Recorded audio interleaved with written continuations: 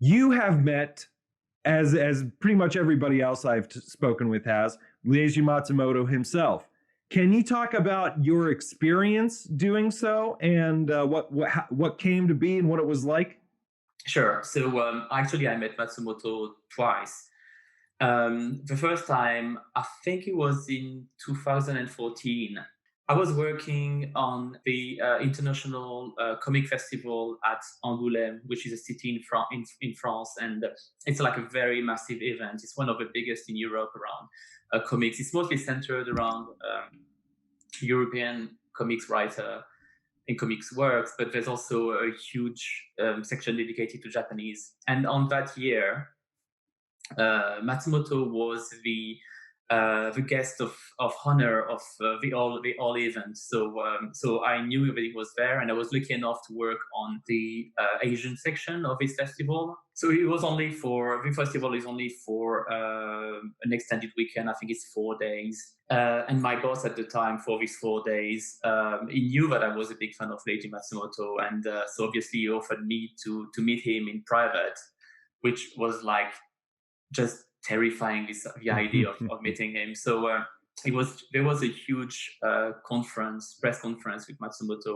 and just before the conference started, he took me to this place, and then I opened the door, and then he was there, and that was just very weird to me because I have only seen his face through on the internet or on DVDs extras, or on a screen, and seeing him real, that was quite intimidating, first of all.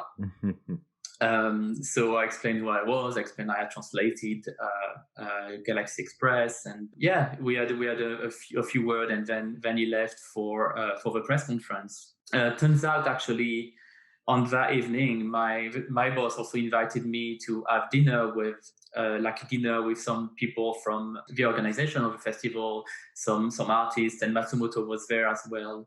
So I also got to spend the evening with him, which was quite a unique experience, I have to say. Yeah, everybody has.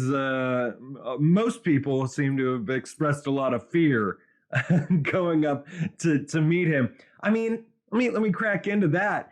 What was your biggest fear? I mean, were you afraid of embarrassing yourself, or? I suppose it's probably going to sound very silly, but I suppose for me, it was not. It was, like when you a fan of someone, you don't really consider them as a regular human being, and then Mhm. sort of like collided with view of him being, this big creator that I really have admiration for, and then realizing that actually it's just a man. I think it was like some sort of like discordance that found it difficult to reconcile in my mind, I suppose.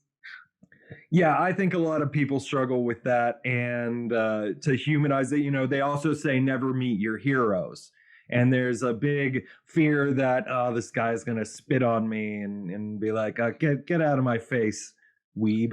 No, Uh, but it isn't the case. absolutely not. That's been it's been nothing but the antithesis of that I've heard about Leiji Matsumoto in person. And so you had a couple brief meetings with him. Yeah. What did he get to eat? What did you get to eat?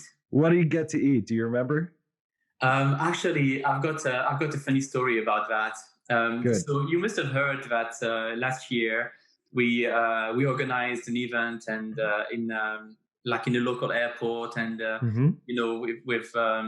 we spent basically the day with Matsumoto and with a lot of fun, and it was absolutely a great day. So on that specific day, we all sat down for lunch, and my function was to be more or less the interpreter for Matsumoto, because he came with a representative of Shogakukan, his publisher, and somebody who's in charge of a cultural association around Japan. But he came only with these two men, and there was no translator. So I was a translator.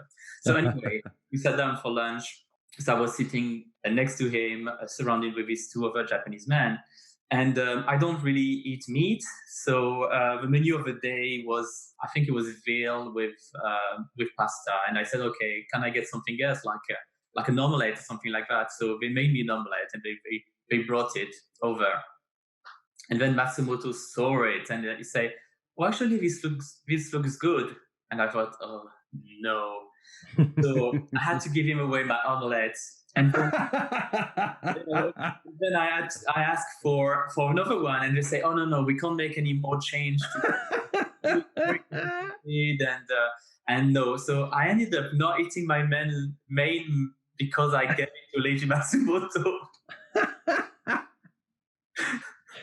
So you just got steamrolled there. He's like, "Oh, I want that," and you're just like, "Yes, master. Yes, yes, senpai. Here's your omelet." Pretty much. Oh no! That's pretty much what happened. Yes. Wow. This was the day where he literally drew Captain Harlock on their restaurant. No. Yes. Yeah, and we'll show some of that. What ingrates? Make another damn omelet for the oldest living link to mangaka that just improved the property value by a few $1,000s at least. What the hell?